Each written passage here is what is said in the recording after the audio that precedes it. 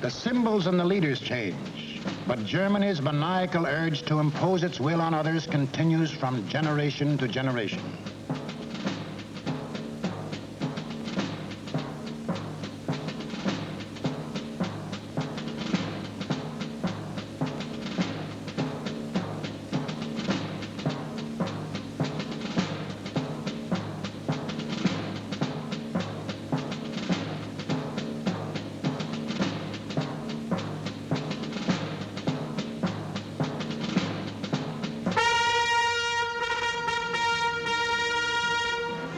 In the last 75 years, this madness has cost the world more than 20 million killed, more than 60 million wounded, more than 200 million made homeless.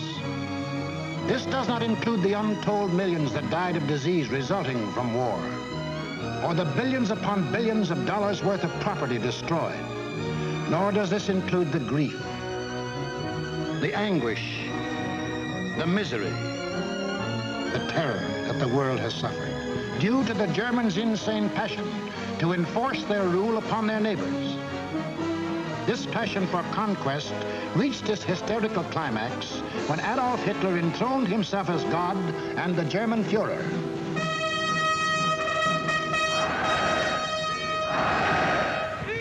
What fantastic dreams was this humorless man dreaming as he stood at Nuremberg and looked down on his fanatic followers? In the Middle Ages, a plague of slavery descended on the world. Out of the wilds of Mongolia came a mighty army of fierce horsemen, led by Genghis Khan. Burning, looting, pillaging, the barbarian hordes swept across Asia and Eastern Europe. Genghis Khan conquered most of the world of the 13th century. Adolf Hitler was determined to outdo him and conquer all of the world of the 20th. Set up at Munich was an institute devoted to the little-known science of geopolitics, vaguely defined as the military control of space.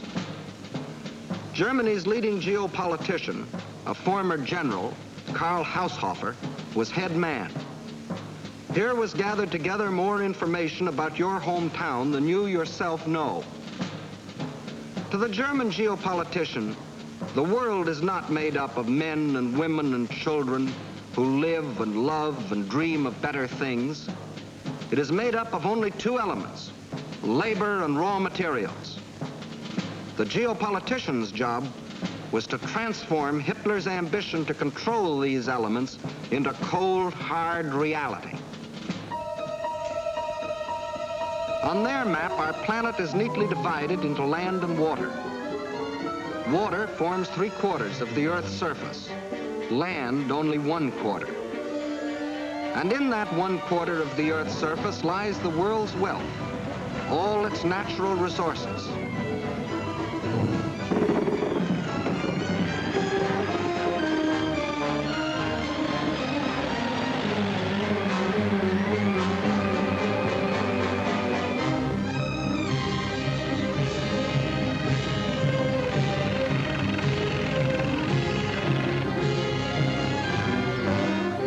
world's manpower.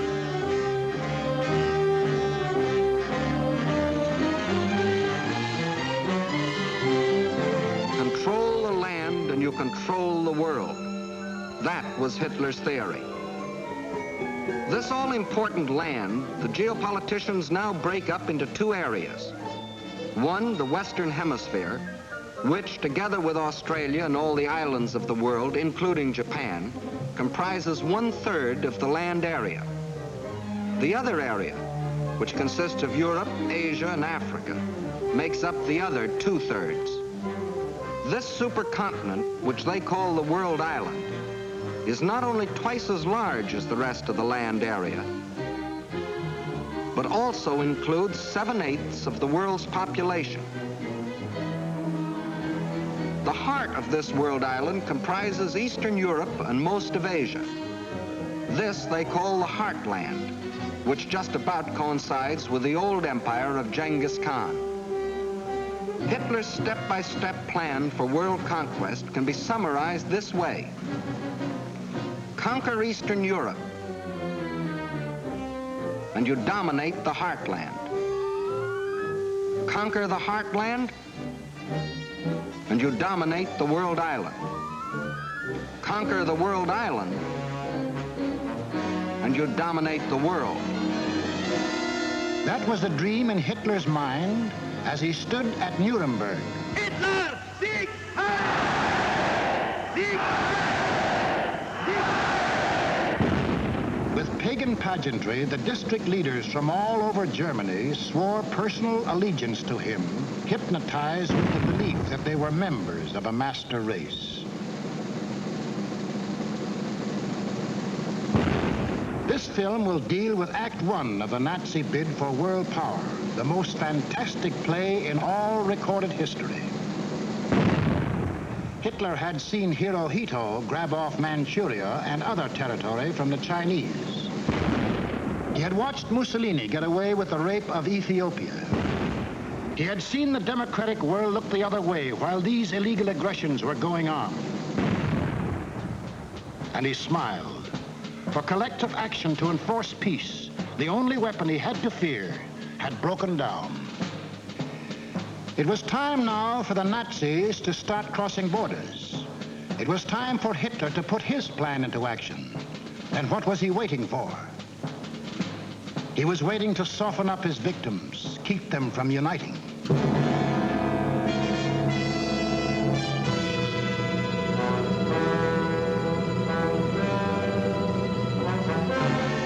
For the softening up process, he sent his agents all over the world disguised as tourists, students, and commercial travelers. Payoff men like Ribbentrop came too, to bribe, threaten, and form local fascist parties such as de Grelle and his Rexist party in Belgium, such as Larocque and his Cross of Fire party in France, Henlein in Czechoslovakia, Seyss-Inquart and his National Socialists in Austria. In Britain, Sir Oswald Mosley offered himself to the people as a Hitler with an Oxford. In other words, I'm told that Hitler is mad. Well, I've got another view myself. Until the day when they would make easy Hitler's actual invasion, these subversive fascist organizations provoked riots and rebellions, creating scenes like these in France.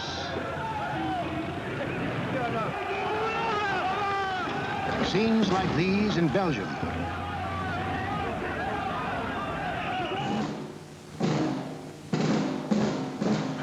And where do you think this is? Right in Madison Square Garden, USA. And this is Fritz Kuhn, leader of the German-American Bund, hiding behind the American flag, but taking his orders from Berlin and copying the methods of Berlin. That was the softening up process outside Germany. But inside Germany, it was a different story. Here, in utmost secrecy, the hardening up process, building up Hitler's army and his industry. Tell the world we have no raw materials. and never let them see what goes on.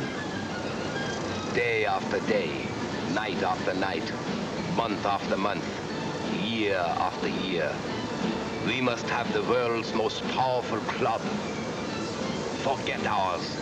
Forget working conditions. Forget how to think. Forge the club of blood and iron.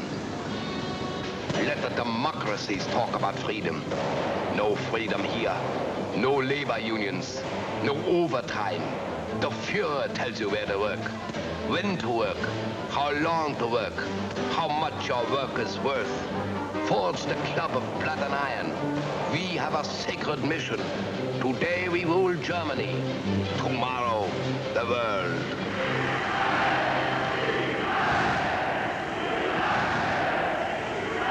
And for those who don't like it, you don't eat.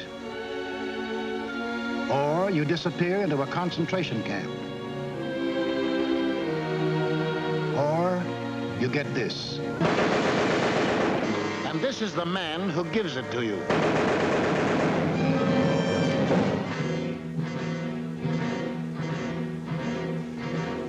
And what of the army? Before Hitler came into power, the German army by treaty was limited to 100,000 men. But treaties to the Germans have always been something to ignore. These 100,000 men were, in reality, 100,000 highly trained officers, the men who lead the Nazi regiments today. But Hitler didn't merely ignore the treaty. He tore it up, and in 1935 ordered national conscription. Simultaneously, he ordered German youth to become air-minded. Toy gliders filled the air. But as the boys grew bigger, so did the gliders. Soon these same youths were trained pilots, flying the new planes the factories were producing. The Luftwaffe was being assembled.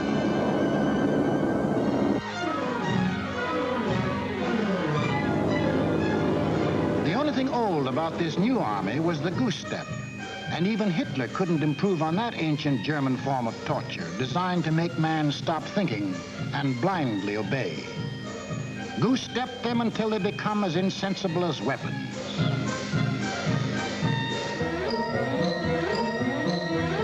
Everything else was new. Tanks, motorized equipment, and one of our own inventions, the dive bomber. This rearmament was strictly illegal, according to the Versailles Treaty. And the next illegal step Hitler took was to march his troops into the Rhineland, a strip of land between Germany and France, demilitarized after the last war as a precaution against future German aggression. But Hitler's plan of eastern conquest demanded a barrier against democratic action in the West. So Hitler remilitarized the Rhineland and began building the formidable Siegfried Line, a chain of forts and defenses 450 miles long and in some places 30 miles wide. Germany had fought one two-front war and didn't want another.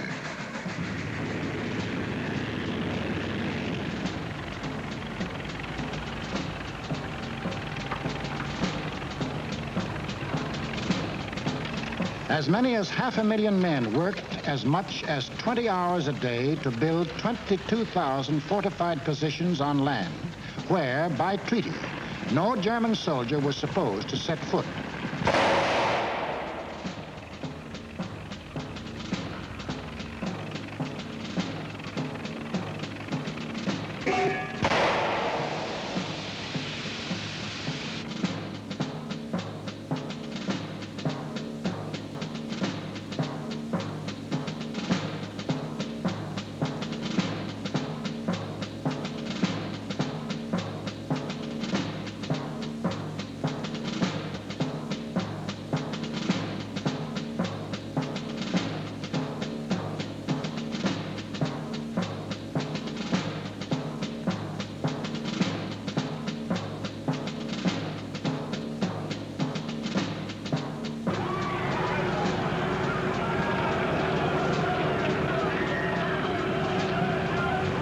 Hitler had his Siegfried Line.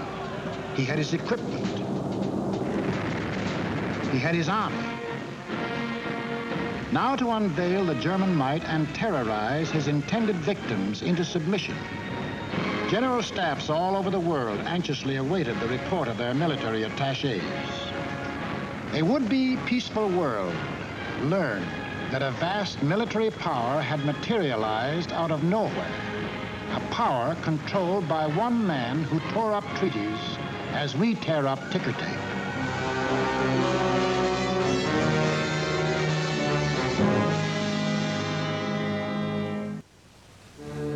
Satisfied they had created the right sense of fear in the world, the Nazi leaders were now ready to strike. The hour had come. It was time to start conquering Eastern Europe, according to the plan of Hitler's geopoliticians. It was time to win the domination of the heartland. Who would the first victim be? Naturally, the softest, Austria.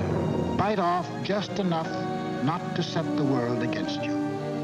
On March the 12th, 1938, without warning, the German armies marched over the Austrian border. It was really only a full-scale invasion test, and Hitler rode in triumph into Vienna. Even the very name of Austria disappeared from the map, though Hitler had promised earlier to the world. The assertion that it is the intention of the German Reich to coerce the Austrian state is absurd. Why was Austria important to Hitler? It put him on the southern flank of Czechoslovakia, and Czechoslovakia was the key to the control of Eastern Europe. The German Chancellor Bismarck explained that years ago when he said, "He who would conquer Europe must first hold the bastions of Bohemia." And Bohemia was now part of Czechoslovakia. But Czechoslovakia was tough. It had a good army. It had good equipment. It had one of the finest munition plants in the world, the Skoda Works, which Hitler wanted very badly. It had incorruptible President Banish. It had a military alliance with France, and France had a military alliance with Britain. Hitler had to move carefully, find excuses to take Czechoslovakia one piece at a time. He found his excuse in the Sudetenland, a portion of Czechoslovakia bordering Germany. Here lived some people of German origin, although they had never been a part of Germany itself. That was Hitler's cue. Completely ignoring the fact that most people who left Germany had done so to get away from things like Hitler, he sprang his pet theory that every person of German blood, no matter where he lived, belonged to the Nazi Reich. Germans or descendants of Germans, often with no more than a drop of German blood in their veins, suddenly learned that they were godlike, not subject to the laws of the land in which they live and to which they owe their allegiance, whether it be Czechoslovakia, Norway, Sweden, China, the United States, or Timbuktu.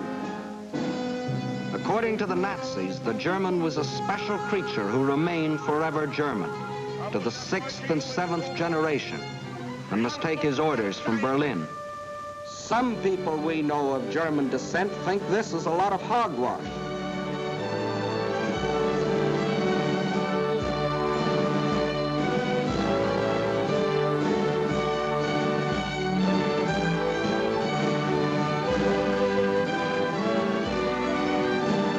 Including 15% of any group like this.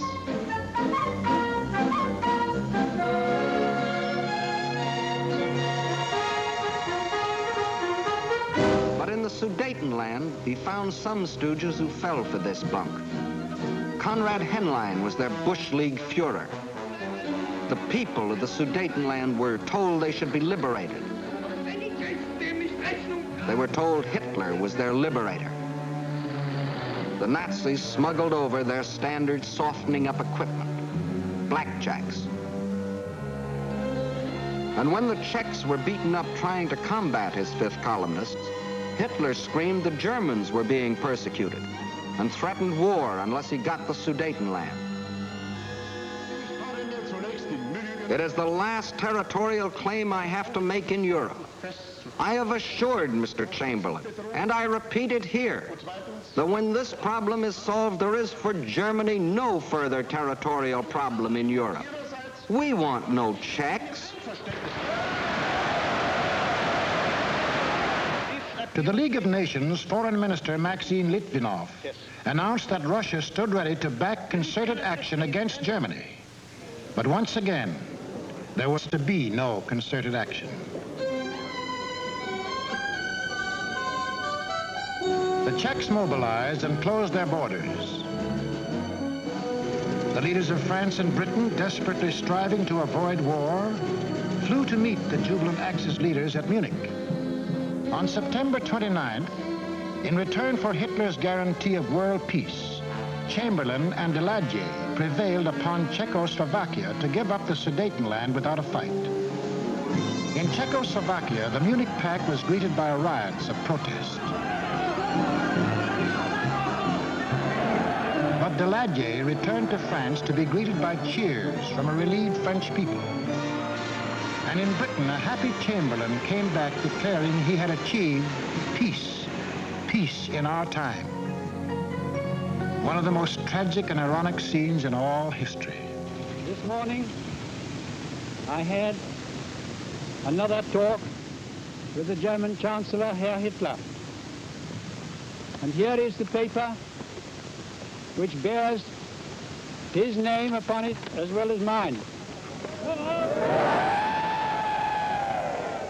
We regard the agreement signed last night and the Anglo-German naval agreement as symbolic of the desire of our two peoples never to go to war with one another again.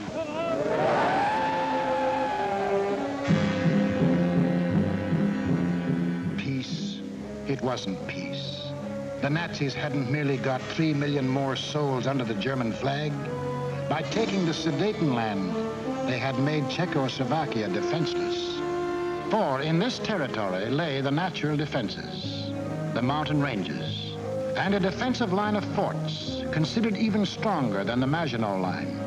Without these fortifications, Czechoslovakia was disarmed, a ripe plum ready to fall into Hitler's lap.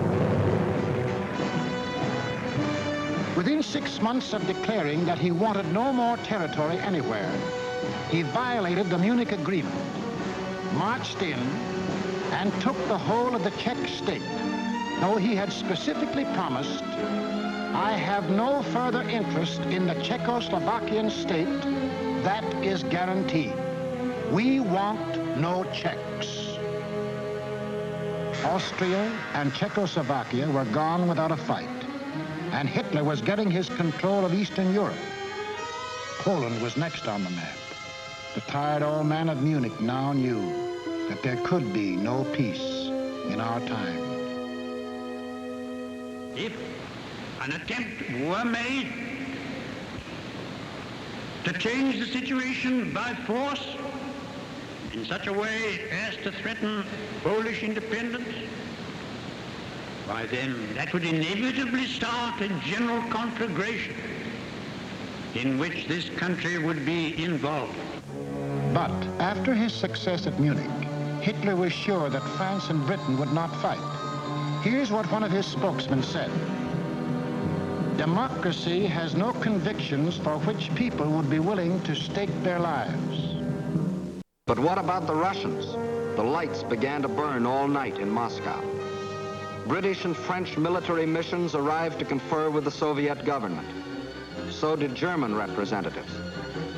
And on August 21st, 1939, the world was set on its heels by the announcement of a treaty between the Russians and the Germans in which they agreed not to fight each other. Here were the admitted arch-enemies in a state of apparent friendship. It was too fantastic to make any sense. It didn't. The Germans hoped they could lull Russia into a false sense of security, and the Russians needed time to prepare for the fight they knew was coming. They'd read Hitler's book, Mein Kampf, too, and knew he had his eyes on the rich Russian land.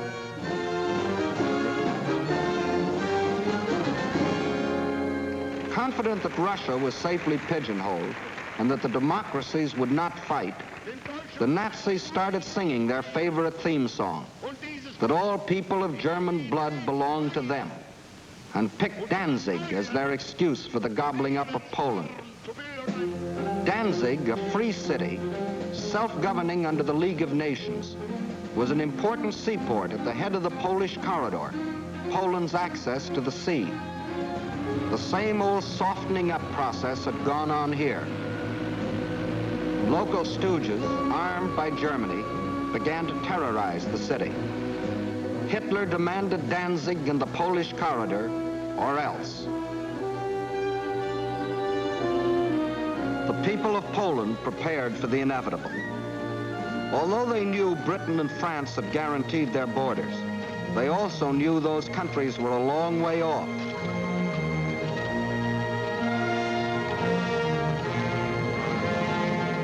Germany's theft of Czechoslovakia had made Poland's strategic position even worse. Except for the Carpathian Mountains, Poland is relatively flat and low-lying. The Vistula is the Mississippi of Poland. It is broad, muddy, and unfordable for most of its length. Its tributaries are formidable streams during certain seasons. But there was a drought, and the streams were so low during the campaign that they could be forded at almost any point by men, trucks, and tanks. Militarily, the Vistula offered the best line of defense. However, making a stand here would have meant surrendering Warsaw and the richest part of the country. The alternative was to accept battle on the border. That was the Polish decision. The Nazi plan was an enormous pincer movement aimed at encircling the mass of the Polish armies. Secondary pincer movements were to encircle any Polish groups which escaped the main trap.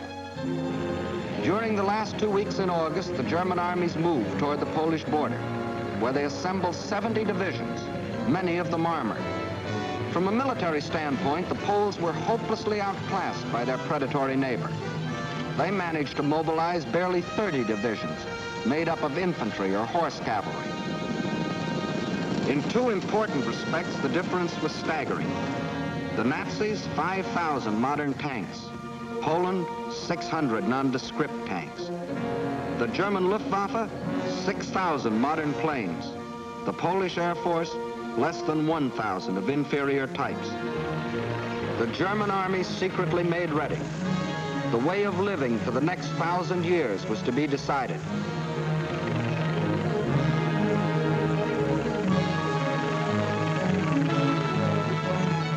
The fire that had begun in Manchuria and spread through China and Ethiopia and Spain would now blaze around the world. This man made that decision. War. Precisely at dawn on September 1st, without warning, the German Wehrmacht rolled over the Polish border. Before the invasion was 30 minutes old, the planes of the Luftwaffe were over Poland, wiping out the Polish Air Force, most of it caught flat-footed on the ground.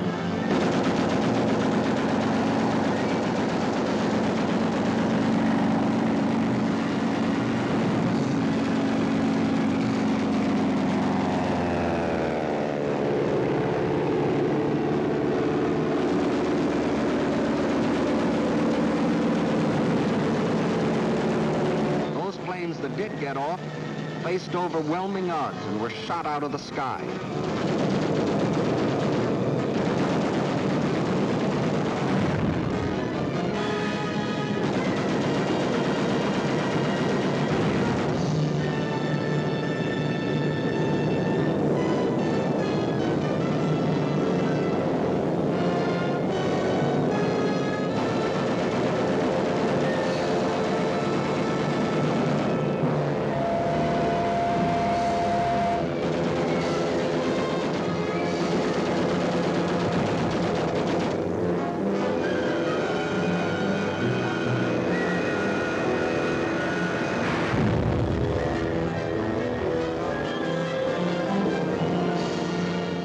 Flying Nazi squadrons ranged deep into Poland, destroying communications, radio stations, power plants, highways, bridges, railroads.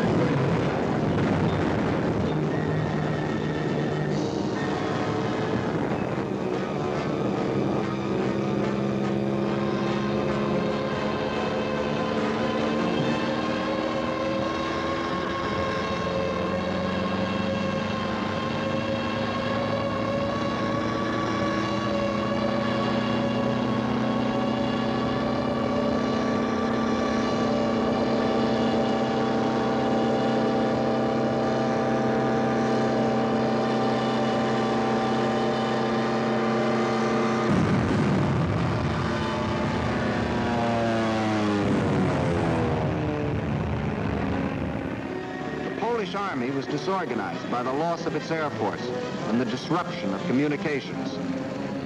The massed ground units of the Nazi army continued their advance.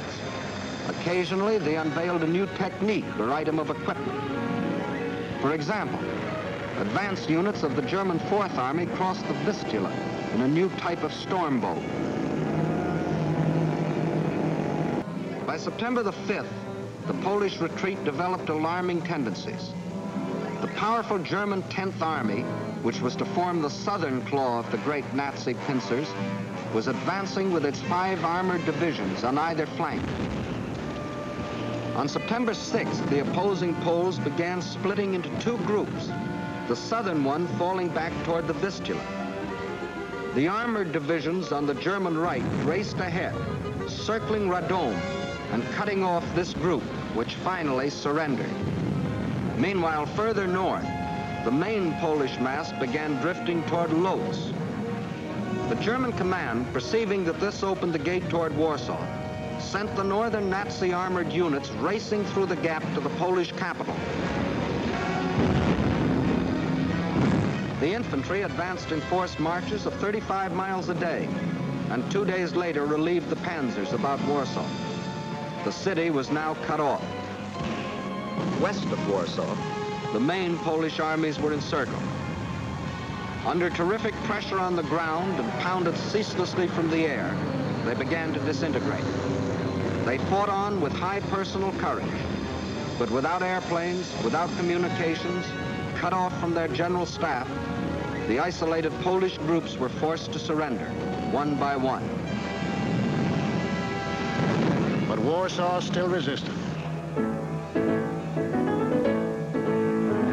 The heroic strains of the Polonaise told an incredulous world that the people of Warsaw, led by Mayor Straczynski, had erected a wall of courage around their city, defying Hitler to do his damnedest.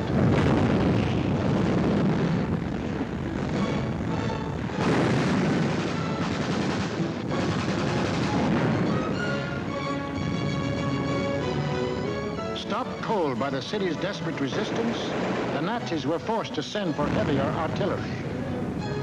The only source of such artillery was Germany's Western Front. With great secrecy, the giant 240mm howitzers were towed at high speed across the highways which Hitler had built for just such purposes and set in position around Warsaw.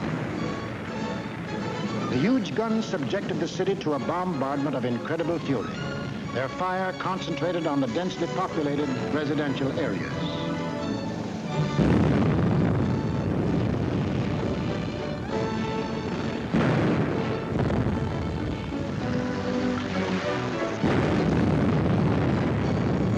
For 20 days of death and horror, every man, woman, and child fought to save his city.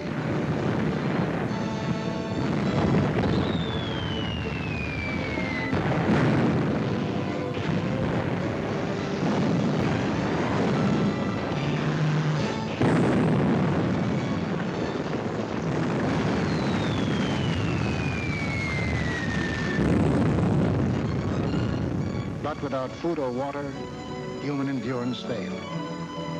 On September the 27th, the strains of the Polonaise died on the Warsaw radio, and the Polish capital was forced to capitulate.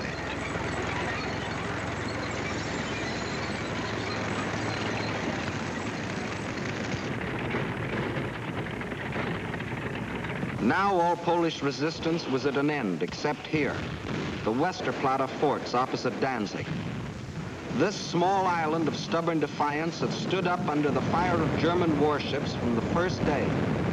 Its guns silenced, its forts shattered, it still refused to surrender, even under point-blank fire at 800 yards range. It was an exhibition of Polish valor that will go down in history, but militarily it could not avail. On October the 1st, the garrison at last surrendered.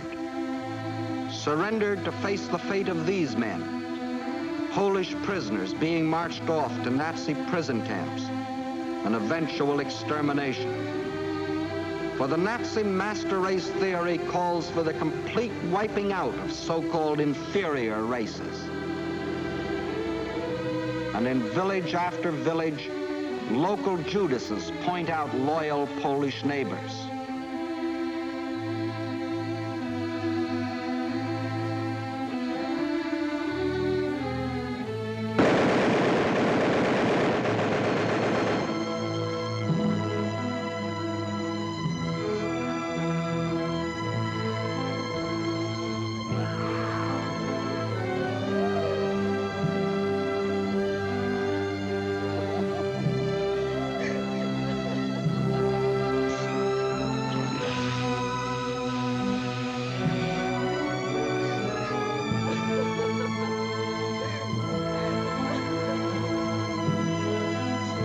These things the Poles can never forget, including another one of Hitler's famous promises. Germany has concluded a non-aggression pact with Poland. We shall adhere to it unconditionally. The world now knew that a non-aggression pact with Hitler was the kiss of death.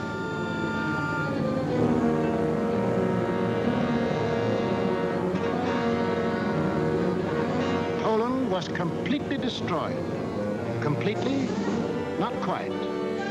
During the last days of the campaign, the Russian army entered eastern Poland and took up positions along the Bug River.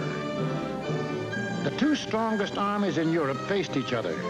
Hitler could decide now whether to keep on heading east or call it quits. He called it quits. Why did Hitler quit here? He had to. To continue a drive to the east would leave Germany facing the threat he had always sworn to avoid, a two-front war. How he met that threat you will see in the next film. What Hitler thought impossible was anything but. The day after Hitler crossed the Polish border, France called up her reservists. Within 24 hours, British planes had bombed German warships in the Kiel Canal.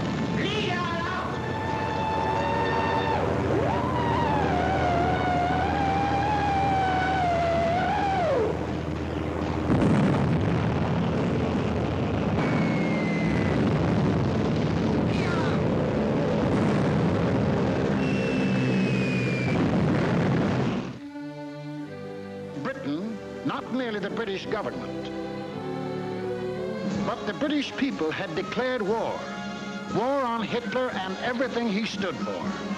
The democracies did have convictions for which people were willing to stake their lives. Unprepared? Yes. But that didn't matter. For they finally realized that what was being threatened wasn't just the integrity of Poland, but the integrity of free men everywhere in the world.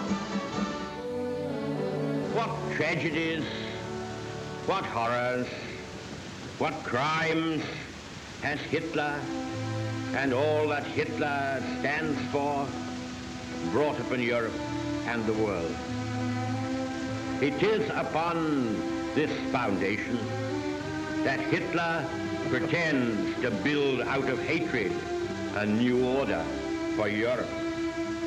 But nothing is more certain than that every trace of Hitler's footsteps, every stain of his infected and corroding fingers will be sponged and purged, and if need be, blasted from the surface of the earth. Lift up your hearts. All will come right out of the depths of sorrow and of sacrifice. will be born again the glory of mankind.